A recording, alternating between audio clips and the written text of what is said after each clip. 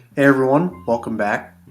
Going to be sharing my top 10 finds of the year, as I promised. I know it's a little early, it's December, but figured I'd kind of wait till the end of the year. But tomorrow's actually my birthday, so I just, in a way to celebrate the birthday, I thought I would just do a little early and just celebrate by doing that. And maybe instead of top 10, I might do top 11. December the 11th is my birthday. Top 11.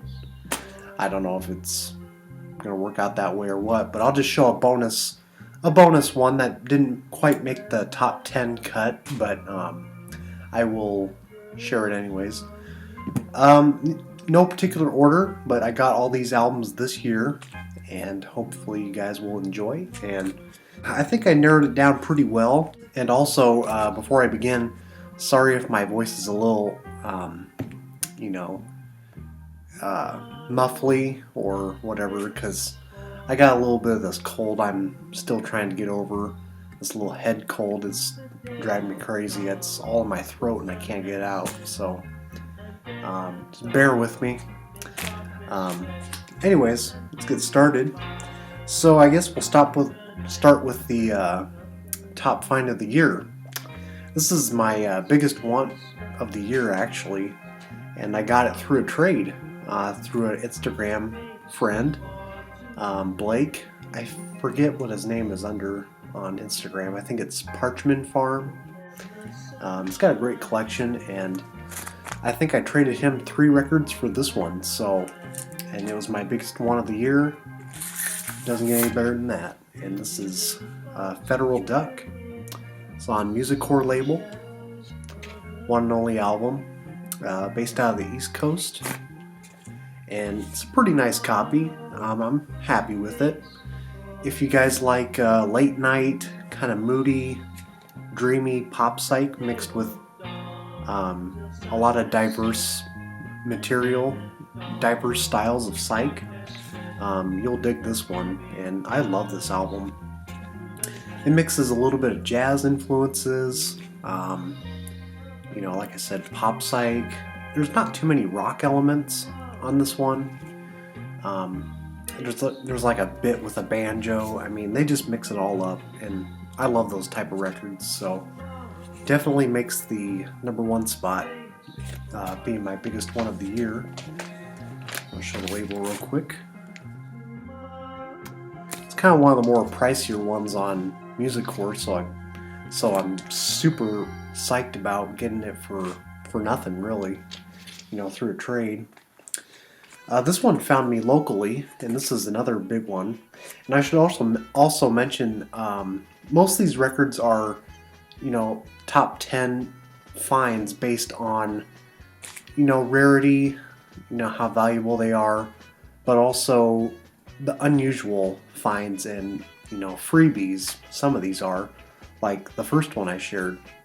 The second one goes kind of by the value, and this one found me locally, which is unreal, and for a good price too in the store.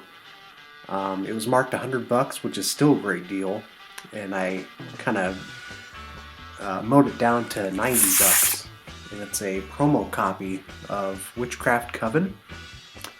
Cover is just slightly beat. It's got used on his face. I tried getting it off best I could. It's a white label promo, which is really cool, and the vinyl just has never been played. This must have been a radio station copy in Lincoln or something. So really psyched about this one. Musically, I think it's just as good as the whole theme going on here, with the whole occult, horns going on. Really love it. This next one, got pretty lucky on this as well, because I was in contact with the man himself. So I first got this one, Warren Winter's band, Crossbar Hotel, and I had talked about how I was going to unseal it, and I unsealed it, and the record has a little flaw on one track where it kind of ticks about maybe 20 rotations around, It's got a really pretty good gash in it, but it doesn't skip. But you know, the record was pretty packed in there, and I know some of you guys were kind of like, you know, maybe being a little sketchy about opening it, but otherwise plays fine. It doesn't have really too much of a warp, you know, being sealed that whole time. So I forget how it went. I think it was Warren Winters, the man behind it, Edward Winterhalter, actually contacted me through Facebook, and then we started talking through email, and he'd actually offered to give me another copy of Crossbar Hotel sealed, and it's signed by the man as well. So this one's still sealed. And on top of that, I mean, I even asked if he had his debut copy, you know, that he could just send my way, and he did. As I Was, sealed and signed by the man. So this is definitely, obviously, got to make the top, you know, top spot of my finds this year. He also sent a single from his first album, and so I'm kind of considering that a, you know, a find of the year. Just those records by the man himself after I had purchased Crossbar Hotel originally, and then he sends, you know, a couple sealed items. Couldn't be more blessed with that. I mean, that's pretty awesome. Moving on. So this next one is fantastic. I've been wanting this for a long time, and I know Bo and Jason Steffen, Funny Face 26, had this album as well. And you know, I've been jealous the whole time, and I finally found one for a reasonable price, and price I was willing to pay. And it's Elmer Gantry's Velvet Opera. It's a U.S. copy. It's just got slight ring wear, but record plays just fine. About VG plus. So this one, yeah, makes a top find. I'm so psyched about getting this, you know, pretty early this year, and it's on the Yellow Epic label. Copies are kind of getting scarce these days, so I'm glad I found that for it was, I think, about $70, but you know, you see them going over 100, and I was willing to pay it at the time. This one, again, you know, you see it going up in price, kind of in value, kind of up and down, and it seems like more people want it than they have it. And I've been wanting a copy, and I found the perfect copy. It's in the shrink and near mint vinyl, and it's Research 1612. In Research, one and only record on Flick City, and it's kind of an odd record for sure, but I mean, it kind of makes the top spot because just how clean it is. All the copies I've seen, most of them anyway, are just pretty beat up, and they go for like $80. It seems anyway. Copies I've seen, and this one found me at 40. So super stoked about that. Looking in the toaster. Check it out. Gotta hear it to believe it. And I guess this one will make the top spot as well. This is one I found at the record show. High Tide, Sea Shanties. I did pay up for this one. Didn't really get too good of a deal. I mean, paid about upwards towards 80, I think. He originally had it for like 95. Kind of juked him down a little bit. It's a promo copy. This is a record that goes way back to my like heavy psych days, because that's kind of the first subgenre I got into. You know, in high school, I was listening to all the hard and heavy psych and hard rock, and this is one of those records that just blew my mind. And I finally got it, original copy. This thing just smokes. Only 3 tracks, I think, and it's just killer. On the Liberty label, and they're kind of tough to find in good shape as well. You see them pretty beat up. I've seen copies where I think one was selling online. It was like the whole cover was just water damaged, and they were selling it for like $50 or something. But the record was like in perfect shape. This was a while back, but yeah, makes a good find for the year. As far as like scores go, this has to be one of them, for considering the value of it. I found this for $20 on eBay one night, and I don't remember how I found it. I think me and a friend on Instagram were talking about this, and then I just so happened to find it soon after. And the condition is a little, low grade, but it plays really well, and goes up in value for nice copies. And this is 32,000 pound heavy balloon. This is kind of a really odd record. It's not one I listen to or would listen to that often, but it has its moments. Pretty nice hard rocks, kind of on the psychedelic edge as well. Some folk rock numbers, I think. A couple tracks. And this originally had like duct tape on it, like literal duct tape from who knows when. And I peeled it off best I could. It came off okay, but considering the condition of the cover, and then the vinyl was marked down like a G+, and I'm telling you right now, this thing plays like VG+. There's a lot of like little scratches all around the vinyl. I don't know if you can see it. You can kind of see it there.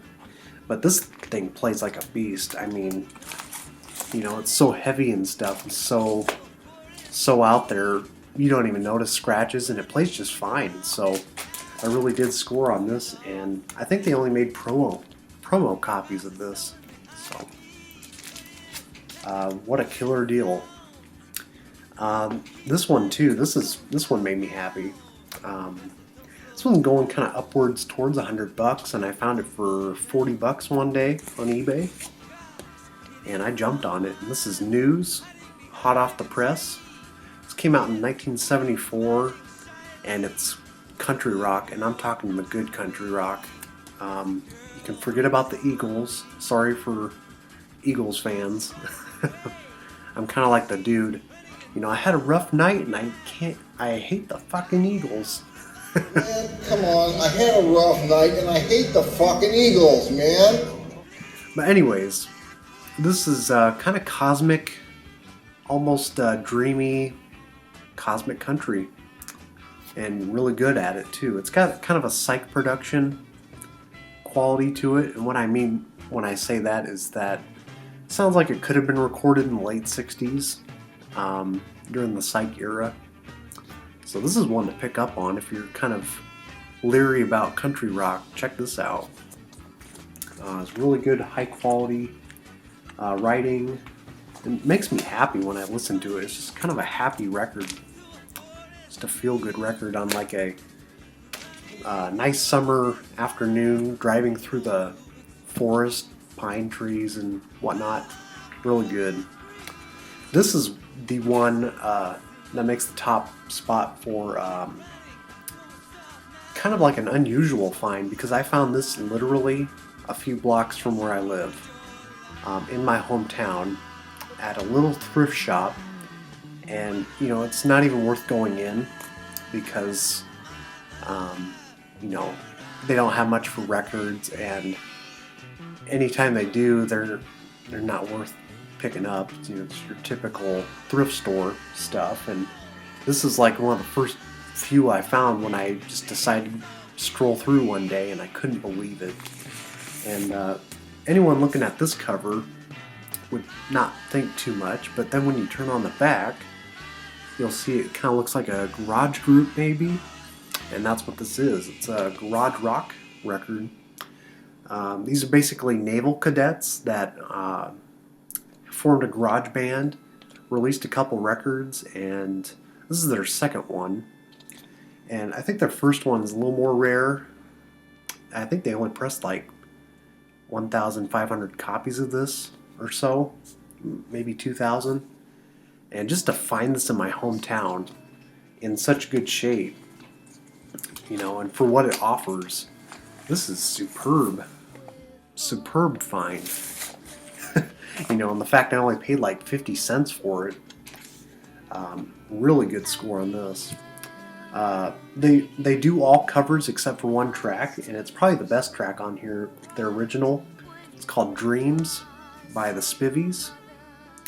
And yeah, check this one out. And I posted maybe a couple songs on my other YouTube music channel, Cosmic Minds, if you guys are familiar with that channel. Could leave a link in the description maybe. But check that one out. So, the U.S. Naval Academy. And so, as for the extra bonus one that kind of got excluded, I'm probably going to show that one next. And the one that didn't quite make the cut. And I got a lot of records I could have showed. You know, I could have had like a top 20 finds. Had a really good year. But this was a nice find. The Feminine Complex, Live in Love, still in the shrink wrap. I think I got this for like 34 bucks, I think. 32, 34 on eBay on a bid. And great condition. Cover's a little worn, but you know, for its age, it's pretty nice. And you don't see it too often, so. All girl group, doing some garage and psych and a little, kind of your typical girl group, you know, some vocal numbers, but really nice stuff. And then we made it to number 10. And this one, you know, like I said, not in particular order, but still a nice one to have found this year. And that is the surprise package, Free Up. This is on the Lee Hazelwood record label. This one kind of has been going up in value as well in recent years. You know, probably a lot has to do with the graphic cover here, but got a pretty good deal on this. I think I paid about $50 for it. It was a buy it now.